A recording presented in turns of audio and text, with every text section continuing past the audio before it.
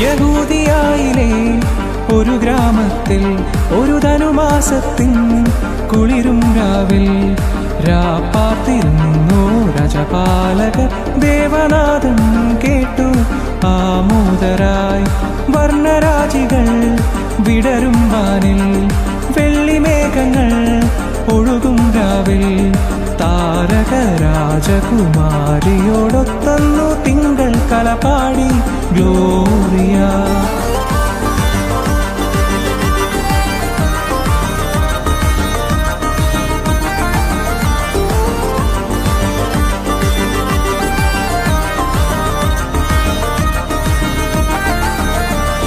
താരകം തന്നെ നോക്കി ആട്ടിടയർ നടന്നു.